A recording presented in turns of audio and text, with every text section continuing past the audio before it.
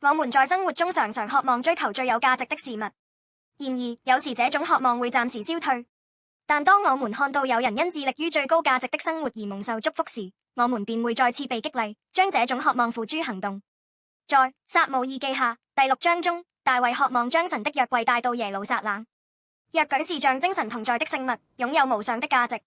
大衛試圖搬運約舉，但第一次計劃失敗了，約舉被留在俄備得以東的家中。這個家庭將約舉視為最高價值並加以敬奉，竟在短短3個月中獲得了極大的祝福。聽到這個消息，大衛再次燃起熱情，希望將約櫃帶到耶路撒冷，讓整個國家蒙福。這一次，他按照神的話語徹底準備。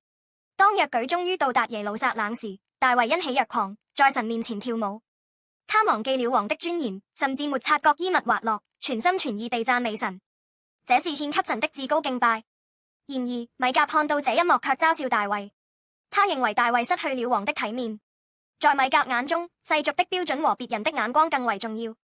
但大衛不同，他選擇讓神喜悅，而不是在意人的批評。他的熱情在於將神視為最高價值。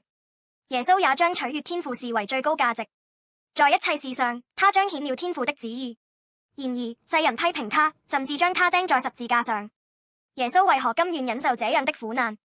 為了讓我們都能從罪的代價中得釋放，自由地敬拜神。因着耶穌的犧牲，我們得以清潔的心站在神面前。跟隨神的生活有時會與世俗衝突。當我們將敬拜神視為最高價值時，可能會有人覺得奇怪或嘲笑我們。然而，像大衛一樣以生命見證這價值的人，即便面對批評也能得勝。敬拜神可能需要付出代價，但神喜悅那以他為至高的心。